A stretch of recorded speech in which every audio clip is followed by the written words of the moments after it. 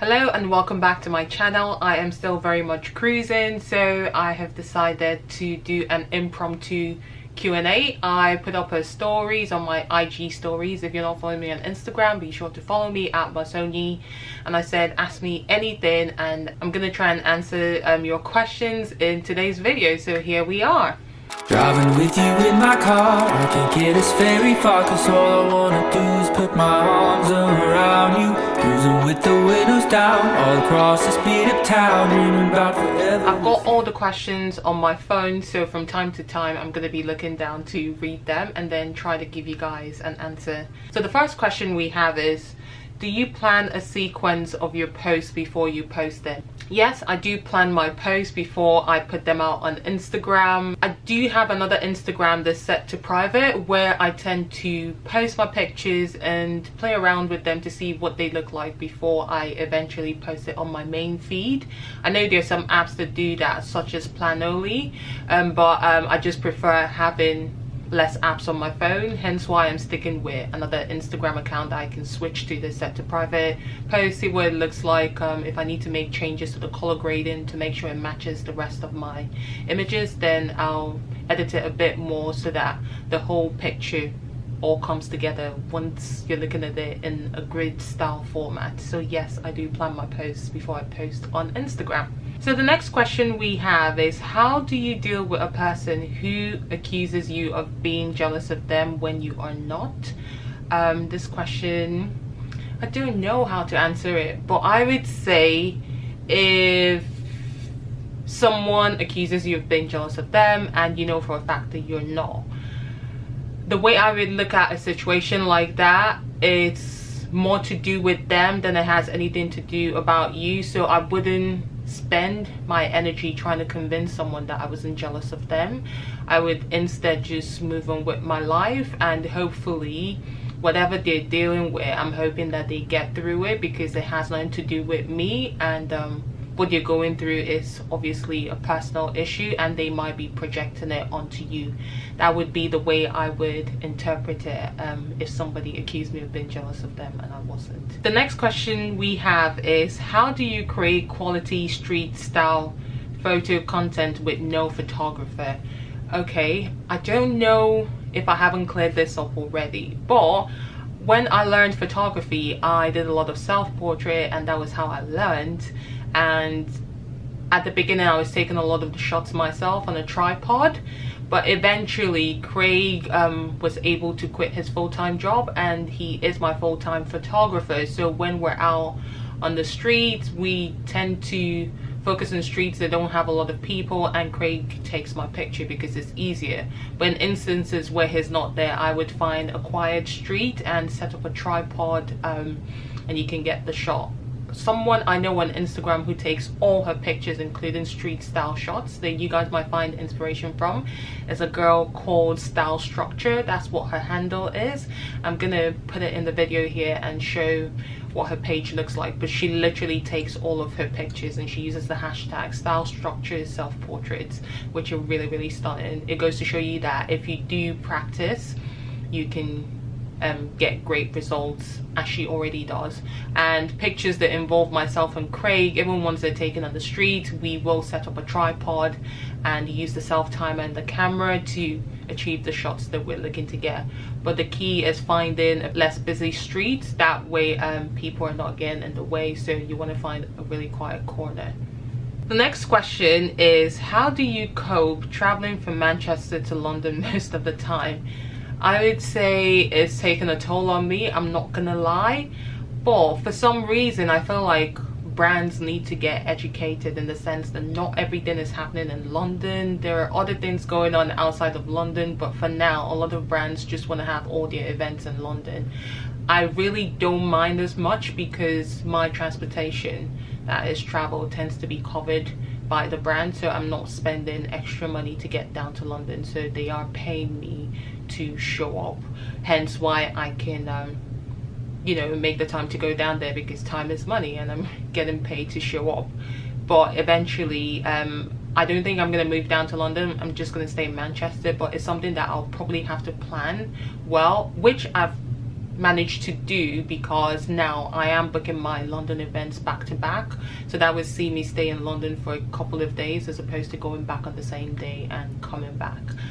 I hope that answers your question. It's not easy, but I'm working with what I have at the moment. Hopefully more brands decide to come down to Manchester and do events, because we've got loads of talents in in Manchester, not just London. So the next question is, did you think you would achieve this level of success 3 years ago? And my answer to that question would be no, because I was terrified 3 years ago. I used to work in a bank as a financial accountant. My pay was really good, and I got paid every 4 weeks, and my pay was very, very good. I did very well for myself at the time, and it was scary leaving that behind. So it took me a while to get to the point where I said I was going to quit my job, and that was something I did 2.5 years ago. But it was scary thinking about it, and even when I saw myself, I didn't see myself achieving this level of success. I just thought I would get by, and I was thinking Craig will stay in his job and will probably rely on his income at the time.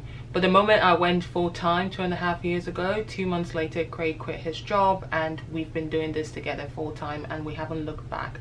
And I would say what has made the difference is us continuously and consistently putting out quality content on a regular basis. So by doing that, we've put ourselves out there, and more people get to see our work, and more people want to work with us. So it's consistency that I would say has probably gotten us to this point, if you wanted to know that as well. But no, I wasn't expecting this level of success, and I'm super grateful, but it's also opened my eyes to the possibilities that's out there. Like, you can dream small, but it's also possible to dream big and even bigger, and now I know what is possible. So I'm gonna work towards it, and we'll see where this journey takes me. And this is why I like to show vlogs. If you go back and watch my really old vlogs, you guys can see my growth and how far I've come, and that's what I want people to see, because I don't believe in overnight success. I don't believe there's any such thing as that. If show me someone that you think has an overnight success, and I'll go digging, and I'll show you that they've been working hard for a very long time, and they probably eventually just got their lucky break. That's the way I see life. So the next question is, what's one goal for 2020 that you have? I would say one of my 2020 goals is to focus more on my own personal projects.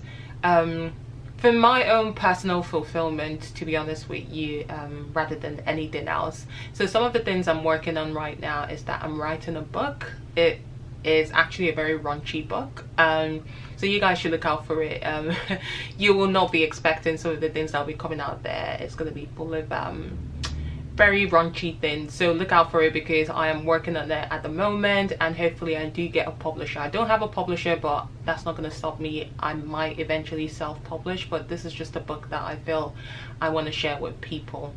And another thing I want to do is also record an EP. I do love singing. I've written loads of songs on my phone. Like, I'll go into the shower, I'm having a shower, and before you know it, I'm making up songs in the shower. Then I come out and I'm singing, and Craig is like, oh my god, here she goes again. But yes, that is literally my life, and I'm making voice notes so I don't forget the tune.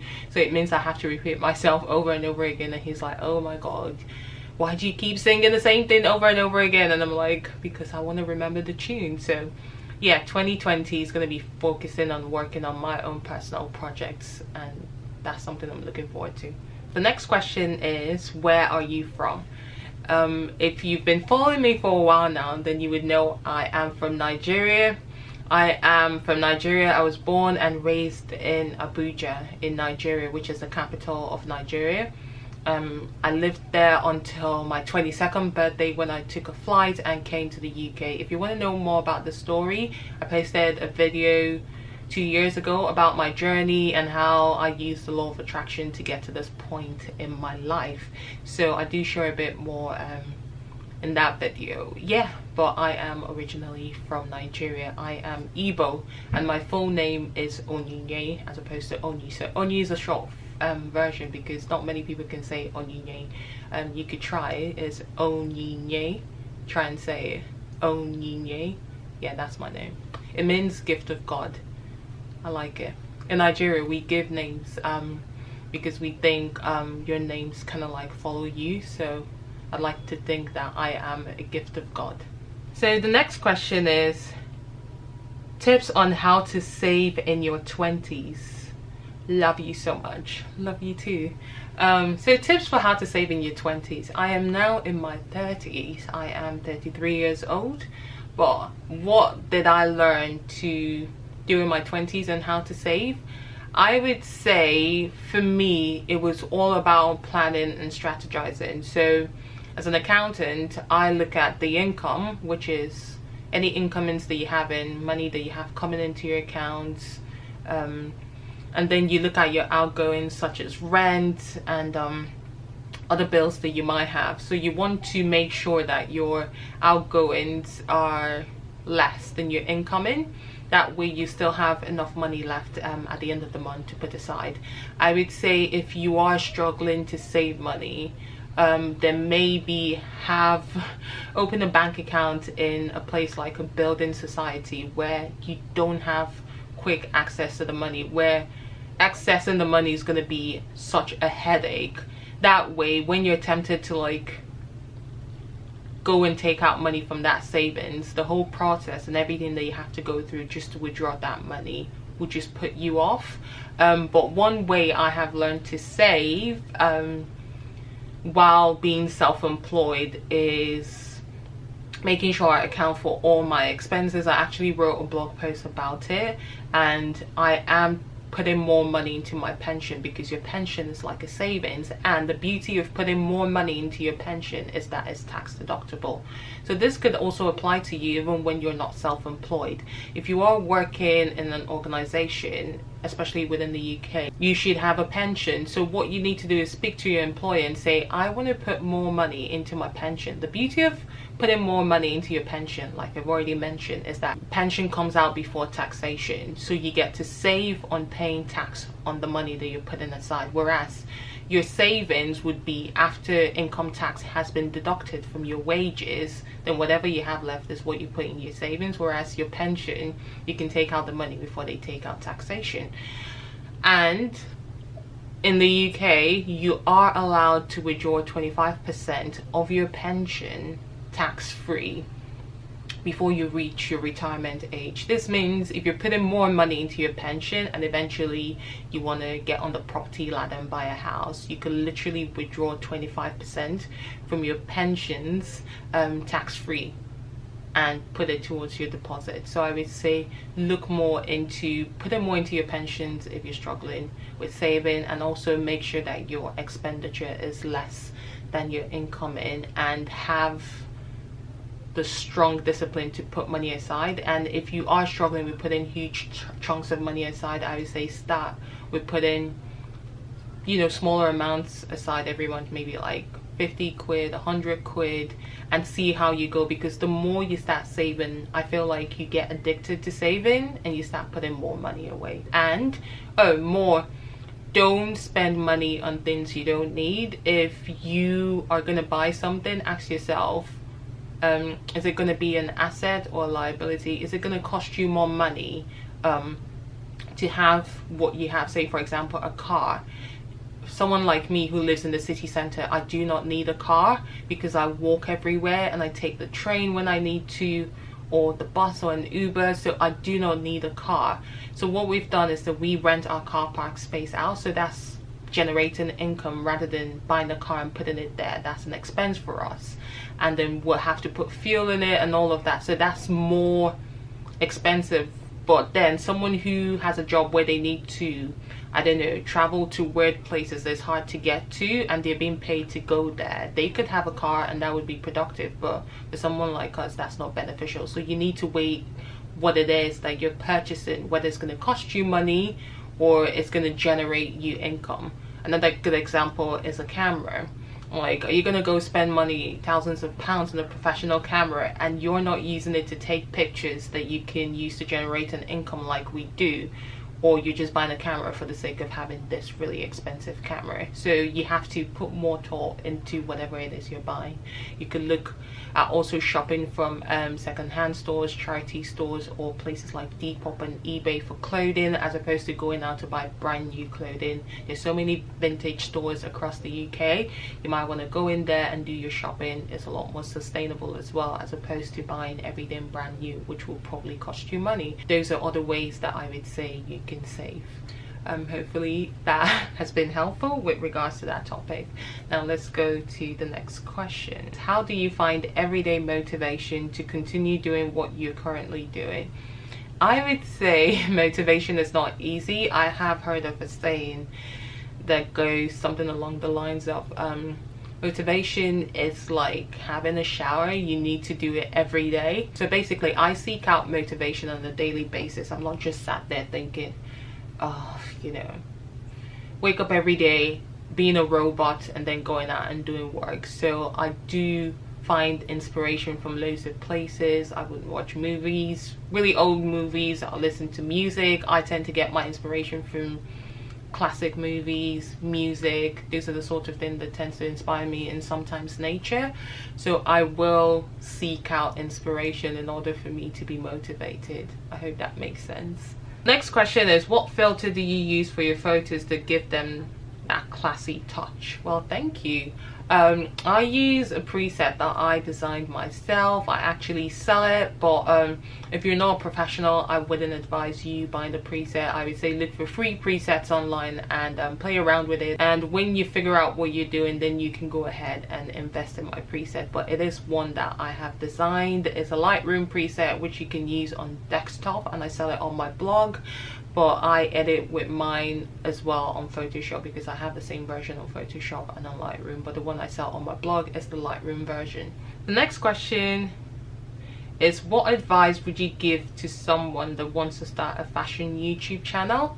I don't know if I'm best placed to answer this question. The reason being, because as you guys can see, I don't get a lot of views on YouTube. YouTube is a passion project for me. I don't make any money from YouTube. Like, I don't get enough views to have my videos monetized. That's why when you watch my videos, there are no ads playing. Like, you know, I'm not making money from YouTube. I've only made money once from YouTube when a brand sponsored me, and that was Pandora. Thank you, Pandora. That's why I'm your brand ambassador. But they sponsored me before I became your brand ambassador last year to make a Pandora Christmas video. But yeah, that's been the only time I've generated like money from YouTube. YouTube doesn't feel like my content is good enough for other people to see, or you know, the views are appalling, but it doesn't matter to me. But I would say studying other people that have done very well in a short period of time is consistency. When I started my YouTube channel, I didn't know what I wanted to do, so I was all over the place. So it's a good thing that you want to focus on fashion. When I was on YouTube initially, I was posting videos randomly. I did not have a schedule, and now I've managed to find one. But one thing I've seen is that you need to have a niche, but also post regularly. So if you're going to be putting out videos on Mondays, then always put out videos on Mondays, as opposed to put out a video one Monday, then nobody sees you in 2 months, and then you bring out another video. So I would say is consistency and focusing on a niche. So far, that's what I've seen people who have succeeded do. But like I said, don't take it from me. Probably watch someone who's a lot more successful and ask them that question, because I feel like I am still figuring out YouTube just like I'm figuring out everything else. So the next question that we have is, what's your YouTube channel name? Oh, my YouTube channel name is the same across the board. It is Mossonyi, Mossonyi. Yeah. So the next question we have is, how are you so pretty? Wow, thank you. I feel very flattered. Well, I'd say I got it from my mom, and probably really good makeup. But don't ask me to do a YouTube tutorial makeup, because I am so bad at doing tutorials when it comes to makeup. And the last but not the least is, how long did it take for the law of attraction to work for you? To give a bit of context, like I said, I did a video talking about how the law of attraction helped me get to this point. I can't put a time frame on it, because I did write a series of requests saying, I'm grateful for this and I want this. So each request came with a specific time frame that I wanted it to be achieved by. Say for example, if I want to buy a house next year, I would say I'm grateful that I can afford a roof over my head. I'm grateful for my family and friends. I'm grateful that I generate enough income to save. When I'm putting in the request, I would say I want to buy a house come December 2020. So I was very specific with each request that I put out, putting down a time frame. So with some of the requests that I put out, I would say it came about, say I achieved a lot of what I wanted to do maybe 2 to 3 months after the time frame of my request passport. It's not just about putting out a request to the universe and saying I want this. You also have to act towards it, because if you believe that you're gonna get it, then your actions will lead you to stay on the right path, where you think I'm going to focus on this, I'm going to put in the work because I know I'm going to get it, I'm going to get what I asked for. It's almost like believing, it's almost, yeah, fate, having faith that it's going to happen, and you take action. So I would say I can't give like one specific time, but I did give a series of time frames that I wanted to achieve, all of the things that I wanted to achieve, and for the most part they happened 2 to 3 months after that time frame passed. But yeah, you have to be very specific when you're putting out a request to the universe. And if you guys don't know what I'm talking about, then watch my video entitled Hello, where I talk about the law of attraction and how I used it to get to this point. So that brings us to the end of this Q&A. I hope as always you guys have totally enjoyed watching. I'm gonna carry on enjoying my cruise. So far the people are great, the food is lovely. Thanks for stopping by, and if you haven't subscribed to my channel, what are you waiting for? Just click that subscribe button. Let's get YouTube to put some coins in my bank account. Let's get YouTube to monetize me. You know, I need to start saving for a house. Actually, I really do need to. Until next time, see you guys, bye. Driving with you in my car, I can't get us very far, cause all I wanna do is put my arms around you. Cruising with the windows down, all across the speed of town, dreaming about forever.